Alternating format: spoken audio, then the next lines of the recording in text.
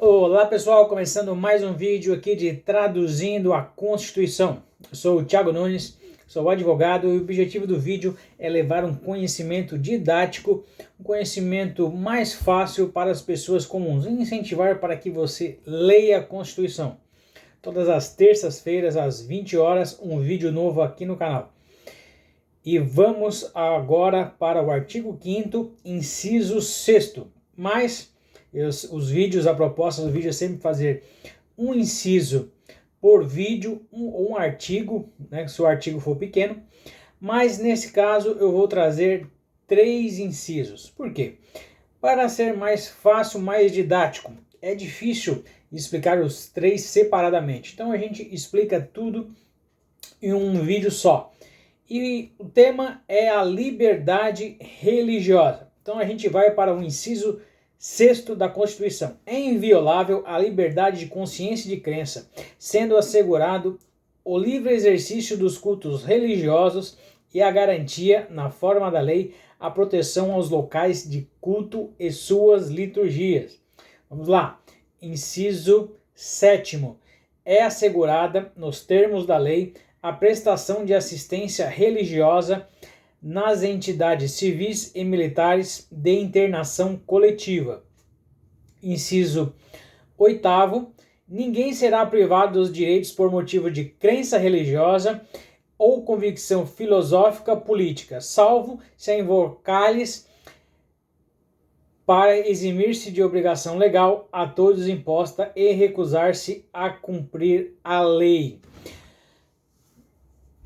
Um tema bastante importante, né? Deixando aqui bem claro, é a liberdade religiosa, a liberdade de crença, a liberdade de culto. Aqui a gente extrai a primeira questão aí muito se falada, que é o Estado laico. Bom, a gente tem o princípio do Estado laico. Em outros incisos a gente vai observar esse Estado laico. E um Estado laico não é um Estado ateu. É um Estado que acredita que existe diversas religiões e essas religiões não estarão em comunhão com o Estado, não estarão junto com o Estado. Esse é um princípio muito debatido no século XVIII, no Iluminismo, ganhou muita força também com o princípio cristão protestante, com o protecionismo da religião cristã protestante, né? Martinho Lutero. Por quê? Lutero acreditava que existia 2 poderes, né? O poder de Deus e o poder do homem. O poder de Deus era movimentado aí pelas religiões e o poder do homem, ou o poder da espada, como ele melhor falava, era o Estado. E na época dele havia uma confusão desses 2 poderes. Essa confusão, muitos sabem que é a Igreja Católica e o Estado se confundiam. Em algum outro lugar, outro tipo de religião, mas o predominante era a religião católica. E havia muita perseguição aos cristãos, a outras religiões, mas principalmente aos cristãos protestantes, aos reformadores, como são denominados, autodenominados, em que o Estado era conivente com essas perseguições. Então Martinho Lutero entendia que os 2 poderes estavam corrompidos. Isso numa visão teológica, né? Só para dando aqui um pouquinho do apanhado histórico. E nessas 2 visões corrompidas, ele precisava minimizar a corrupção, porque a corrupção é inerente, ele entendia que a corrupção é inerente do homem. Somente Deus era perfeito. Então, para minimizar essa corrupção, eles precisavam separar os poderes. O poder de Deus, que era exercido na terra pelo homem, e o poder do Estado, o poder do império, ou da espada, que era exercido pelos governantes. E daí veio todo o debate e se criou o Estado laico, onde o Estado diz, olha, aqui existe várias religiões, todas as religiões são livres, o Estado não vai se intrometer na sua liberdade religiosa e, contrapartido, vai dar direitos iguais, vai conceder direitos iguais para essas religiões. Aí que surge o Estado laico e é o princípio aí que estabelece a nossa Constituição. E nesse arcabouço dos 3 incisos, a primeira regrinha que a gente pega é isso, é o Estado laico. Não é um Estado confessional, porém ele acredita que existem várias religiões, ok? Alguns temas que eu quero trazer para vocês de alguns questionamentos lá fora e outros aqui dentro do Brasil. Religião, primeiramente que a gente tem que colocar muito que religião sempre fez parte de toda a construção da humanidade.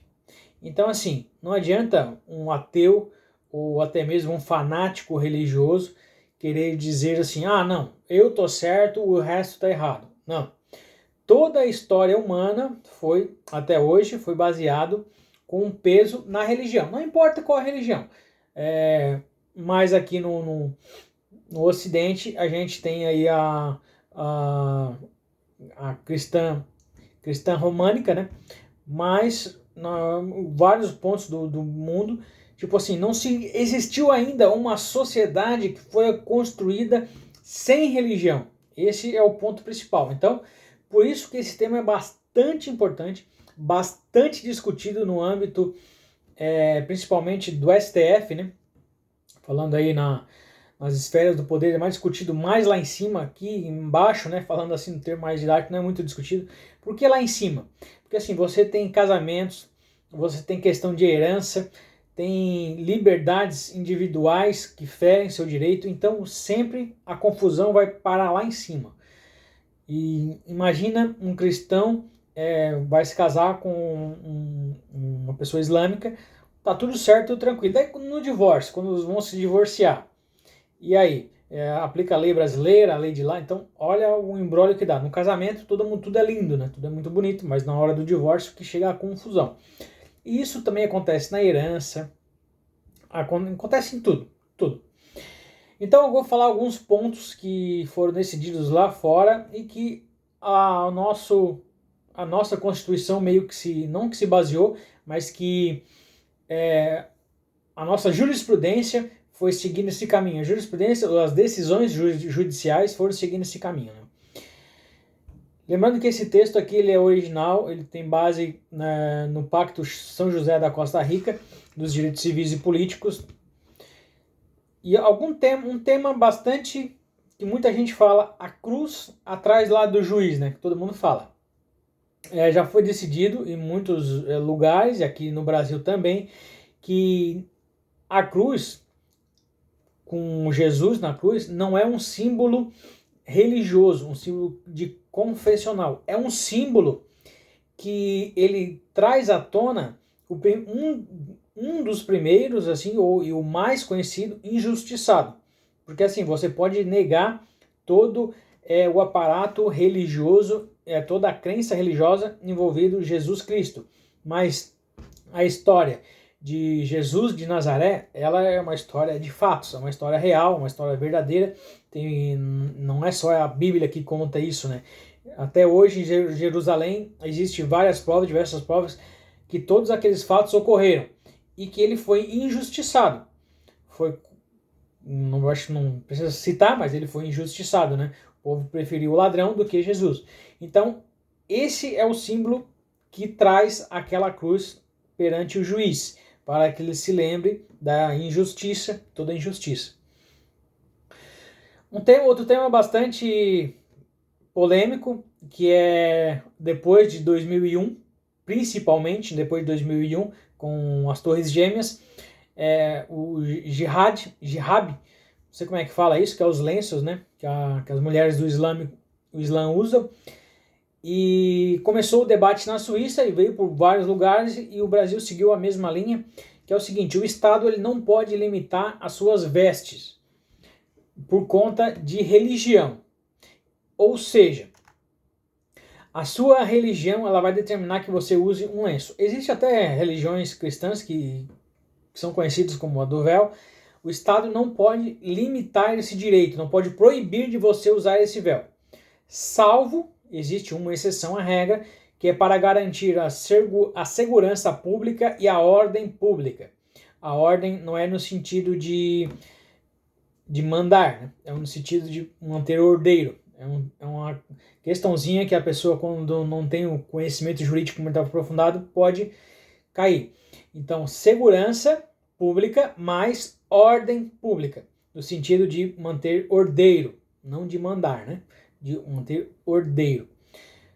Então, isso também no Brasil também já várias decisões foram nesse sentido.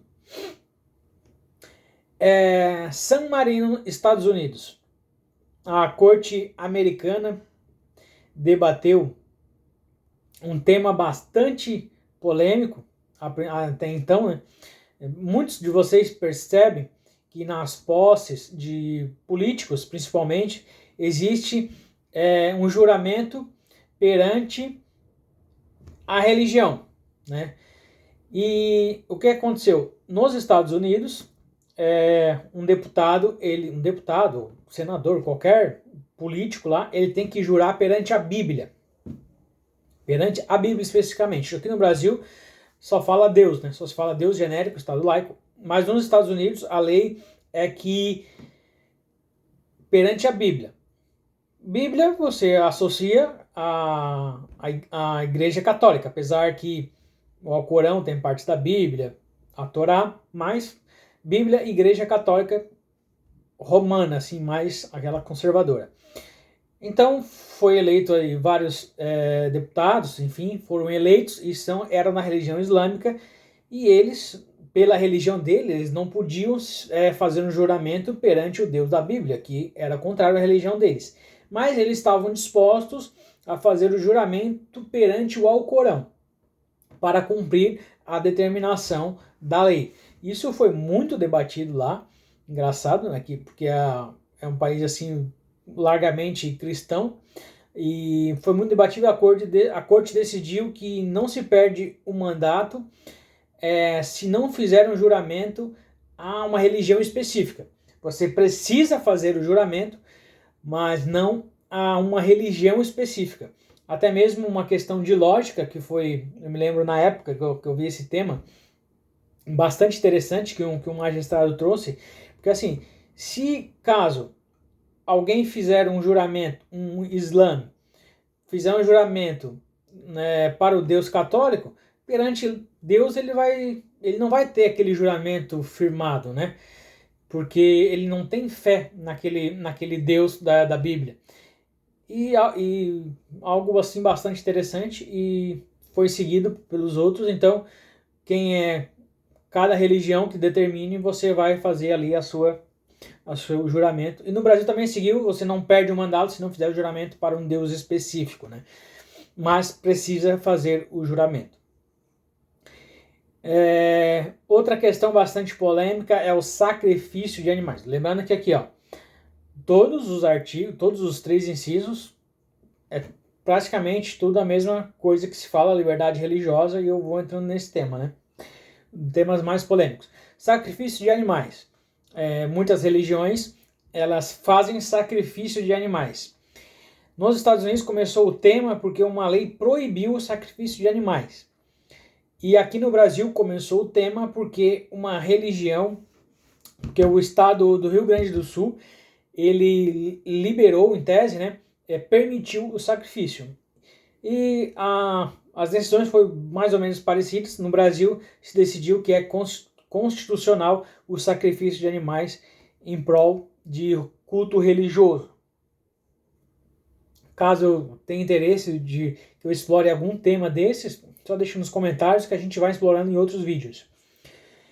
E outra questão, que é o artigo 208, que é do Código Penal, que é impedir o funcionamento de culto religioso ou embaraçar-lhe seu funcionamento.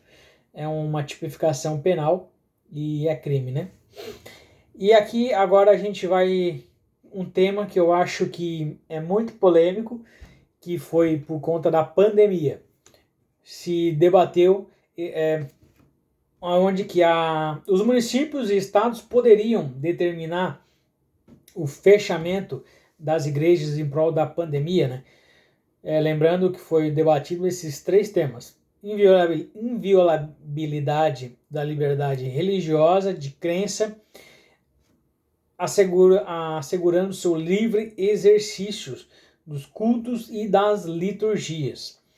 E antigamente, né, se entendia que só existia 3 hipóteses para se limitar a liberdade religiosa: estado de defesa, estado de sítio e o princípio da dignidade da pessoa humana. Lembra assim, sei lá, se alguma religião aí, dando exemplo aqui, né? Se alguma religião acreditasse que isso acontece aqui no Brasil, né? Acreditar que uma pessoa deveria ser sacrificada, ela estaria limitado essa liberdade de crença, e daí o Estado poderia intervir e proibindo aí enfim, esse sacrifício dessa pessoa, né? Lembrando que existe um questionamento indígena, né? Que tem muitas culturas indígenas que acreditam que o primeiro que nasce dos gêmeos tem algum tipo de problema e eles sacrificam, e tema bastante controverso, e até hoje não se teve um consenso nisso, se pode proibir ou se não pode proibir. Mas, enfim, né? O pessoal está mais preocupado aí para discutir outras coisas. Estado de defesa, estado de sítio, artigo 136, 139, quando tem uma guerra, quando tem algum problema aí muito grande, o presidente pode acionar esses institutos e o Congresso deliberar e limitar, por exemplo, quando se limita o direito de reunião, está limitando aí o direito de culto. E esses são os temas aí mais polêmicos, e o estado de necessidade também. E esses são os temas mais polêmicos aí sobre a liberdade religiosa.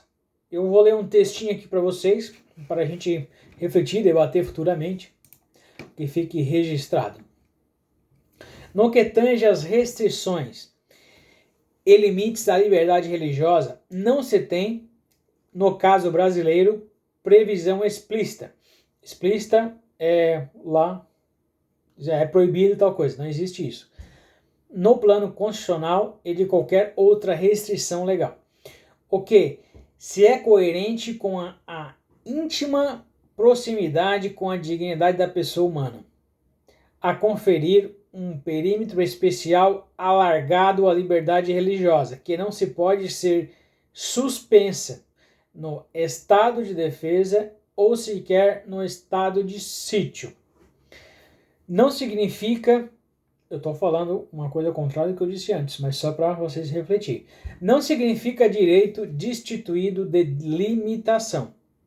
Seja como for, os direitos individuais fundamentais só podem ser limitados ou restringidos, né, por expressa disposição constitucional ou mediante a lei ordinária com fundamento na própria Constituição, sendo que algumas restrições explícitas no texto constitucional advêm do regime excepcional do estado de necessidade. Assim, não há previsão constitucional de que a lei restrinja a liberdade de crença. Inciso 6. Trata-se de um direito individual, sem reserva legal, ao passo que a proteção aos locais de culto e suas liturgias, bem como o direito de assistência religiosa, submete-se ao regime da reserva legal simples. Ou seja, aqui o autor do texto ele está dizendo que o entendimento dele não se pode limitar de jeito nenhum a liberdade de religião, de culto, de crença, enfim. Mas há entendimentos de que no estado de necessidade há uma certa limitação que deve ser expressa, deve estar bem escrito lá em letras grandes, garrafais, tal. É basicamente isso, né? A importância aí da liberdade religiosa. O vídeo ficou um pouco longo, mas estamos falando de 3 estígios. Espero que você curte, compartilhe, comente esse vídeo. Compartilhe aí nos seus grupos de WhatsApp, suas redes sociais, que vai ajudar bastante. Forte abraço e até o próximo vídeo.